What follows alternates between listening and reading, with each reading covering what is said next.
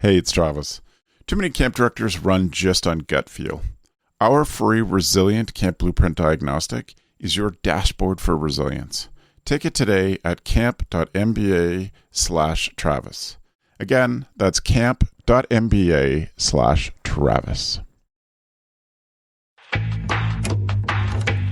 This is CampHacker.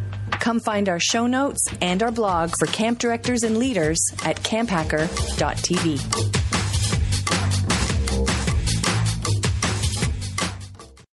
Good day, and welcome to our podcast. This is CampHacker, episode 84, recorded on the 1st of November, 2015. On today's show, is camp right for you? Considering a full-time commitment to the summer camp industry. If you would like easy, automatic, free updates of our podcast, you can subscribe in iTunes or use the free Stitcher app. This week's CampHacker podcast is sponsored by Go Camp Pro. In a lot of ways, Go Camp Pro was built just for directors like you, people doing it all themselves. We designed this by asking ourselves, what resources do we wish that we had during our time as directors? The material will be helpful to those in their first 5 to 7 years of directing, but so much of it fits for camp directors who are looking for ways to make their camp life easier. To see Travis's quick overview of Go Camp Pro, go to gocamp.pro/inside. We hope you enjoy the CampHacker show. Hello, Camp Pros, and welcome to the CampHacker podcast, and welcome back to our new season for fall of 2015 and 2016. My name is Travis Allison. I run a blog and a podcast about making camp better for everyone at camphacker.tv. Hi, my name is Dan Weir. I'm the Director of Camping Services at Frost Valley YMCA. Frost Valley is a year-round camp conference education facility up in the Catskill Mountains of New York. This was just my 19th summer working at summer camp. And my name is Gabrielle Rail. I'm one of the camp directors at Camp Waro. Camp Waro is an all-girls camp in the Laurentian Mountains of Quebec, and this is my many years at camp. Nice one with the math there, Dan. My name's Joe Richards. I'm the Executive Director at Pierce Williams Christian Centre, which is a United Church of Canada summer camp and retreat facility located in Fingal, Ontario, which is about halfway between Detroit and Toronto. And this was my 12th, 11th summer here. Yeah, good math, Dan. I can't do math. Well, I want to welcome back my 3 co-hosts. It's nice to have the gang all here for the first show of the season. And we're so grateful to you who are watching this on YouTube and listening to it on your phones as you travel. We're excited to bring you another great season of high altitude thinking about summer camp and what we do as camp professionals. It's a great topic today, actually proposed by Beth Allison, Gab's co-host of the Camp Code podcast, also someone special to me. She suggested that we do a series on understanding what it means to be a camp professional and all the things involved in that. So the issue we're going to talk about today is the question of, is camp right for you? And is camp right for you really is for those who are considering camp as a year-round profession, a year-round job. And what are the things that you should consider to evaluate whether or not it's right for you? And I think it's a great topic. It's really interesting. One of the things that I know is hard for almost every person who moves into the full-time realm of camp is the surprises about what the job becomes when you become full-time. And so I think it's important to address this soul searching in a way with a bit of open eyes. So we hope the series will address that. And we hope that this question in particular will allow you to start to consider camp with open eyes and what it means. And so, Dan, if I start with you, when you think of someone who's considering this career, what would be your advice for how they could evaluate whether camp is right for them? Yeah, it's funny. I have this conversation a lot. We have, since we're a year-round facility, we have quite a few young professionals. By young professionals, I mean just recently graduated college and are starting this as their career. And so we talk a lot about what it looks like to have longevity in here. And one of the things that we initially had the conversation with is how important is kid time to your day is really a question that I ask a lot of people because when you start moving into a year-round role, 9 months of a summer camp prepping, you're often not getting the interactions that you have during the summer. And people don't think about that. They think that, oh, it's just summer camp year round, and it's happy in the office. And then, we often hear the term camp sick. And I tell people the weirdest feeling is to get camp sick when you're living at a summer camp, and so it does happen. So, really painting the picture accurately of would you rather be more of a specialist where you get to interact with kids and teach all day long, or would you rather be more on the leadership side where you're hiring the staff and you're building the team and you're being behind the scenes, and how they're two different skill sets and how you can appreciate both and you can have both skill sets, but you need to be happy with whatever one you primarily go with. So I've watched some people choose camp as a career and have done a great job of working and teaching outdoor education for 9 months, and then switch into a seasonal director role at a camp and just do that for years. And that is how they've done their career, and that's how they want to live their life, and it's fantastic for them. And I've watched some other people where they want to climb the ladder, and they want to go from assistant activities or a program director all the way to owning their own camp, and they're eager to do it. But you really kind of need to establish right off the get-go, if you're going to make this a career, which track makes you most happy and which one you're most invested in. Some of it will play to your skill set and feedback you've gotten from people, but that's often where we first start with the conversation is do you enjoy the leadership part, or are you more enjoying the kid interactions, teaching specialist part of your job? And that sort of tracking of your future and considering that heartfully is so important, because you may be at a very small organization that doesn't have year-round staff, or that doesn't have year-round program staff. So you may have to consider the fact that if you want to do that, you have to leave the camp that you grew up at or the camp that you've grown to love in order to find that job where you get to be a program specialist year-round and have daily interactions with kids. If that is the thing that gives you the most pleasure in this job, is seeing kids grow and breaking through those tough kids and, getting them to take risks that they wouldn't take anywhere else, then you may have to leave the place you love to find that job so that it is full-time, because you may not be even if there's a full-time directorship in a small camp, you might be the one person in the whole place that works year round, and you don't get to be the program person year round in that. You may have to leave to find the job that you truly love. And I think it's important. Okay. Go ahead. It's okay to miss it. Yeah. I mean, I sit in my office, I watch school groups all day long, and I miss it. Mm-hmm. But I know that I enjoy what I'm doing. I enjoy the behind the scenes, the prep, the getting things lined up. I enjoy the business end of things as well too. But it's important to know if the business end's going to make you miserable, being at a desk is going to make you miserable for 9 months, then you need to really delineate what track you're on. Right. And if I can keep going for just a second, and before I go to Dan and Joe, or to Joe and Gab, I'm sorry. One thing that brings up for me, Dan, is that it's important in asking yourself this question, is camp right for me? That you're in love with the job and not the place. Which is sort of it's just a follow up to what I was saying. But if you love your camp, you could love your camp, but still be miserable working there year round if it's not the right job for you. If you've just taken it because you don't want to leave your camp.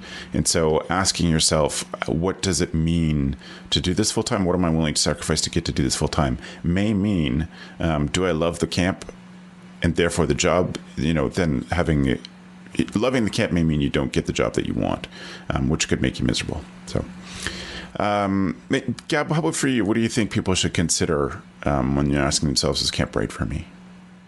I think, it echoes a little bit what Dan was saying is, what track do you want to take and what really gives you satisfaction at the end of the day. And for a lot of camps, there isn't a year-long program, but there's year-long work that needs to get done.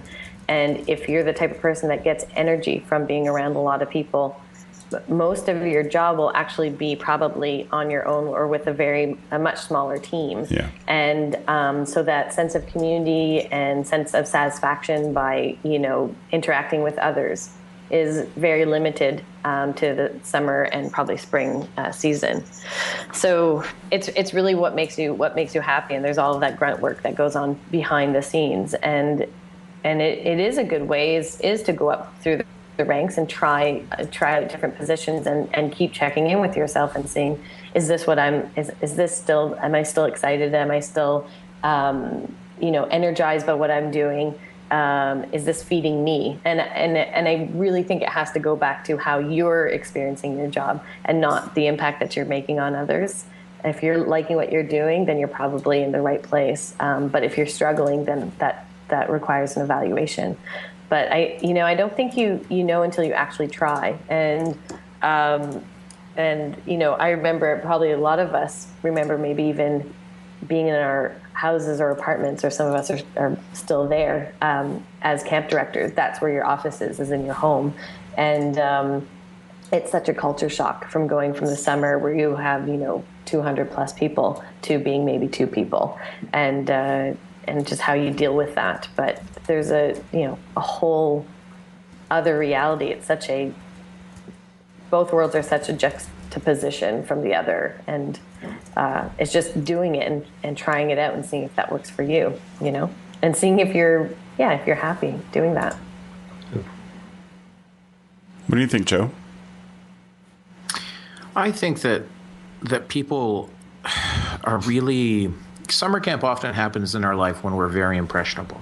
And we're impressionable at that young age, sometime between, being a teenager and being a young adult at 20. And a lot of people think that if they have a mentor, especially if they see someone who's doing camp full time, a lot of times they can think of the magic and what they want to do. I always encourage my staff who are interested to try more camps. Yeah. Don't stay at your home camp, right? You need to understand whether camping is for you. You're going to need to go to many camps, and you're going to need to find out what works for you. And oftentimes it's better to leave the memories of your home camp just as memories. I think the challenge is, and Travis, you said it, the location and place, right? If you're in love with your camp, that doesn't mean that's where you should be full time. The reality is, if you want to choose camping, you need to think about what you want to create. Right. So the belief is that if you stay in the same place, you sometimes can be hemmed in by being the only person in a small facility, or by a board of directors that isn't forward thinking or visioning. The reality is, as if you want a longevity in camping, as Dan said, you really want to create something special, and something that's not relying on you, right? So no matter where you go in camping, you want to create something that can live beyond you. I think that, a lot of people, when they think about camp, they think about all the good things, but they don't think about those challenges that many, many camp professionals have, the relationships that are sacrificed for being at camp, right? I know a friend of mine travels up the middle of June for our Canadian summers and gets back the end of September and leaves his wife and his kid at home for the summer. And that's just not easy long-term on any relationship. New camp directors often suffer from that lonely factor as well, right? The idea that it's lonely at the top, there's no one to talk to. Yeah. There are very few people to talk to through that. It's I think the question if I was to counsel staff, and I have, I'd say, well, what do you want? Yeah, do you want that kid time? Do you want the outside? Because we're not going to be outside every day. We're going to be sitting at an office desk. If you want to be outside every day, I can hire you as a camp maintenance person. Right. But then you're going to turn surly and mean, and so we don't want that for you. And and then the other thing is, a lot of times we make these choices, as I said, when we're young, we get this vision that camp is what we want to do. But you need to be prepared for what happens when you get it, right? Like, you need to have a plan, not just because oftentimes we talk about the plan is let's be a full-time camp director. That sounds awesome. But what do you do once that happens, right? That's where you need to create something more. And I think that if you have a longer vision and plans, you're better set up to succeed in camping long term, and to be able to grow other people, right? So a lot of people get into camping because they want to work at camp the rest of their lives. Mm-hmm. But the experience they have is working during the summer at camp, right? And the reality is, as we become camp professionals, our job is to grow other leaders and to delegate tasks which we might want to do, but we're not going to do, right? When I hire a program director, I let them determine how the program is going to be, because if I wanted to be program director, I would just make myself program director, but that's not my role, right? So I think it's a fine balance of learning where your roles are and understanding all of those things can go horribly wrong, because we all know, as the four of us, we all know camp people who have not survived relationships and have chosen camp over those relationships, and that is what it is to that person, right? It's neither right nor wrong in my mind. Yeah, I mean, Joe, bringing up relationships goes into something I really wanted to bring up, which is time. This is a career that demands a lot of time, and when you're starting in the career, it can feel like a give and take. But when you get older, it can feel like a tug of war. It really can feel like it's pulling you, and you need to figure out how to best manage your time. Not only just being efficient, but also just knowing what is the bigger priority in work and life. This job requires a very flexible schedule, not only on you, but whoever you're with. And that could be family, it could be your parents. I can't tell you how many times I've gotten angry at family for having a wedding during the summer. Yep. I'm like, and really 5 hours from here? How am I supposed to get there and back in one day? I can't do that. And it sounds absurd, but at the same point in time, you need to kind of recognize that. It is possible to make this stuff work, but you need to be at the right place with the right people and to create that culture. So you just need to understand that time ends up being your most precious commodity in this role, which you might be willing to give a ton of in your 20s, but when you hit your 30s, you don't want to give that much time of, and then when you hit your 40s, you might want to give more. It changes as you grow, but it requires a lot of time, which is a beautiful thing, because it feels rewarding because you put so much time into something, but it's also dangerous because you put so much time into something that the rest of your life went by. So it's difficult in that sense to just. But it doesn't mean you can't change things as you get older. It's just something to be conscious of. Yeah. I think what you're also saying is you have to leave the sparkly sugar coating at the door if you decide to take on this job, because as Joe said, a lot of us, when we enter into camp, we're very impressionable, and it is life changing. And that's what's great about camp. However, the full-time job can't be your life changing. It has to be part of your day to day. And so you do have to leave the sparkly and the sugar coat, and it's going to be fabulous at the door. And I think that you're realistic. Your expectations are realistic, and that. Those really magical moments are going to happen very, very few in between, because Dan had mentioned before our podcast, a lot of the time a camp director's role is dealing with the 1% problems and issues that you don't generally get to deal with. Yeah. And the whole aspect of time, before you know it, you will give in so much time, and things pass you by, because it can just take over, like a lot of small businesses can, your life. So it is about being aware and realistic, and having people around you help you reflect on that. Why are you doing this? For what reason? What are you gaining from it? And is this what you really want to do? I often joke that no one ever comes up to you and says, "Oh my God, this kid's behaving so well. This is so awesome." No one ever. That never happens. You have to go seek it. You have to really make it your focus to go find that. But yeah, that's part of being in a role, in a leadership role. You know, if you're in a specialist role, then you will have those moments all the time. So yeah. And as a director, you can get better at asking your staff to share those moments with you. I think we were pretty good at it. So, a couple of times a week, someone would come to the office and say, "So, can you come out? The kids have something I want to show you, or something's really cool going on. I think you need to go to the beach." And you're like, "Oh man, I've got so much." Yes. So much to do, but I'm leaving, because if I don't see these moments, it's a privilege to get to see these moments in this job. And that's what makes it possible to do the job the next day. Yeah, and I think as camp directors, that's a very important, or camp professionals, that's a very important life lesson, and that's something you want to teach your leadership team. And I think that, as a camper, counselors, they coordinate the fun, they coordinate the magic, and then staff members get to experience that magic, with the campers. And then the further you get away, the further you get into management, the less you're part of that. And that's a wonderful life lesson for your leadership team to start to learn, is how to, leave the computer and connect. How do you do that daily?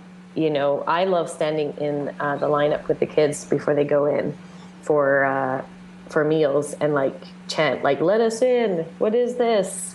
The bureaucracy." And we're like, it's fun when they get into it. But what do you do to connect with the campers? That's a great thing to teach your staff that are in management. But I think also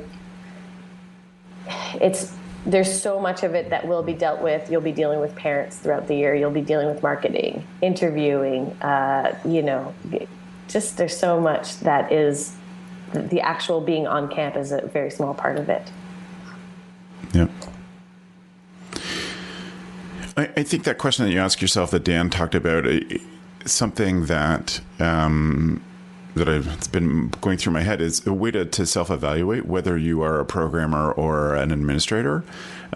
Is an administrator, I don't mean just doing the books. I just mean someone who goes on to be, in charge of hiring and big picture things. One of the clues, it's not the only indicator, one of the clues for me is whether you're at camp for the kids or you're at camp for the staff.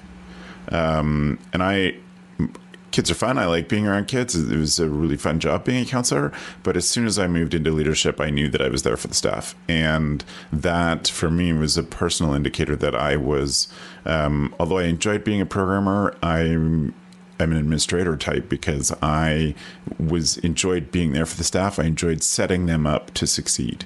And I got in big fights with my board on 2 occasions because they thought I should be more hands-on with the kids. And I said, no way.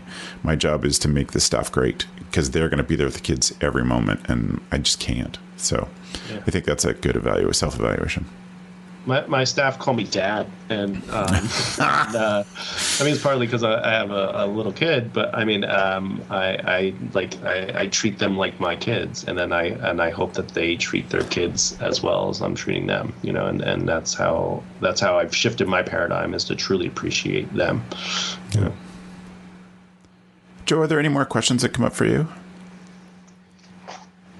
There's not a lot more questions that come up for me. I just.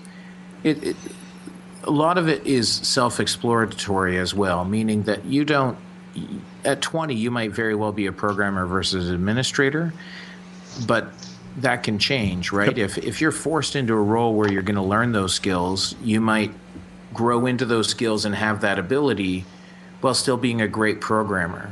And some of the best camp directors I know, it's being a jack of all trades and being able to do all of those things, right, with some degree of competency. The industry is, I think the industry is bigger than than youth would think, meaning right. that a lot of times if you've grown up at camp, you think that, well, there's one camp and I see one full-time job, and the reality is like when I was in Australia, I was floored by how big the industry is in Australia. If you want to be an outdoor programmer for the rest of your life, move to Australia, right? Like you can have that job and not do any administrative stuff. And so California it's is similar too. Yeah. Yeah. It's partially just to having that knowledge. And it's funny because I think back to when I made the decision to work in camping full time, and my dad is a tomato farmer, and he said, "You can work in camp full time?" And I said, I'm pretty sure I can, right? Like I simply didn't know because I didn't know anybody who was full time in camping at that point. So it's an ongoing challenge, but it really is, right? Is this the right thing for you, or is this a great memory that you should just leave be and move on with the rest of your life? Yeah. Yeah. I think a couple things you can do to make it easier, make the decision easier for you, is to talk to your current camp and see if you could do things like shadow someone on standards visits. We used to always, and it was a privilege to get asked, but we would try to always bring one or two senior staff that we knew had some potential to be in rec full time, whether it was camp or not. We would take them on standards visits with Beth and I, because we ended up doing 2 standards visits this summer.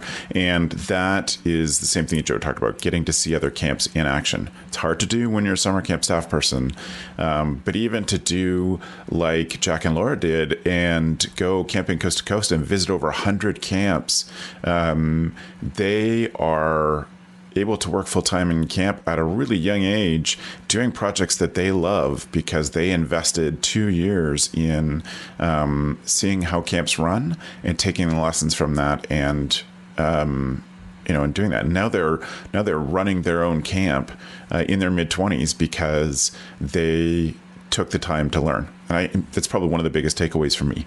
If you don't love to learn, you cannot succeed in this job. You can't move from seasonal to full-time without a love of learning. 100%. Because you end up having to do so much than what you've been trained for. And that is absolutely 100%. And I think that also when you own and run a camp, or if you're in a position of leadership, is to look at those staff members that might be staying around because they love the camp. And they don't know how to go and look at other camps. And one of our amazing staff members who was full time with us, we're a small organization. There was no more place for her to go and grow. She did have a full time job, but she wanted more experience, and we helped her find that experience, and she was able to go and work at another camp in the States, and that's something that's very exciting. But it does give you that. It's not about the camp that you grew up at. It's about the industry and helping move the industry forward. So giving them those opportunities, introducing them to people, is a very important part, I think, in our role as camp professionals. Yep. Yeah. Get them to those other places. Another thing that this question brings up for me is you need to understand that you're going to own a shitty used car for many years to come. And you're going to have the pain in the butt of a crappy old used car that you're always trying to save enough money to put tires on to fix the muffler. I just got rid of mine. Yeah. What's that? I just got rid of mine last year. Yeah. It was almost 15 years in this job before we were in a position that we could afford to buy a new car. So we just kept having one crap job after another. And so it's just things like that. It's like, yes, camp is worth it to sacrifice that. Some days it is a terrible dredge to have to deal with those kind of problems. Yeah. But things like we have contractors here who are fixing up one of our bathrooms, and I can now go into a contractor's job site and I can look around and say, okay, here's the things that need to be finished. Here's the things that weren't done right or weren't finished properly, and I can see that. That's sort of stuff that I can do because I was a camp director. It's just little things. Contracting is not necessarily going to be something you're interested in, but it's going to be a skill that you develop an understanding of in this job. Totally. Yeah. What are some other skills? That'll be my last question, I think, for you. What are some other skills that people would be surprised that you get out of this job? I think going into it full time at the administrator level, you need to appreciate the business end of things. You need to wanting to learn how to market. I think you need to know how to do sales in some aspect, if not understanding of retail. You're selling camp to fill the beds, and if you don't have your beds filled, and you don't have the money to do your mission, if you're not a profit camp, it's as simple as that. And if you're a profit camp, then you just don't earn more income. It is a business at the end of the day, and you need to be able to appreciate that and not look at it as an evil, but know that the work you do on the business side of things, the money you save on your program supplies, will end up affecting the kids in a positive way. So you need to understand that concept, that your work it may not always directly trickle down to the kids, but it does make your camp better and appreciate it.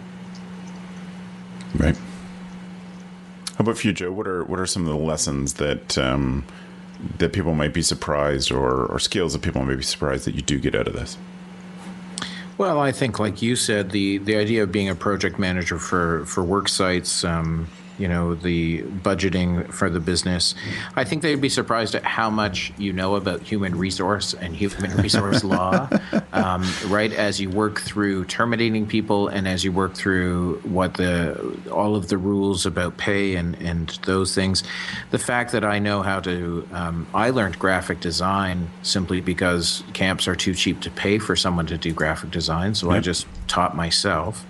I think the other things I really recognize over the past couple of years, in addition to what Dan said, is big picture thinking. Hey, it's Travis. Camp directors often tell me they're just too tired to take on anything new. That's exactly why my free Resilient Camp Blueprint Diagnostic exists. It doesn't add work, it shows you progress. Quick, free, repeatable, you'll know if your systems are paying off without the guesswork. Try it today at camp.mba/Travis. That's camp.mba/Travis.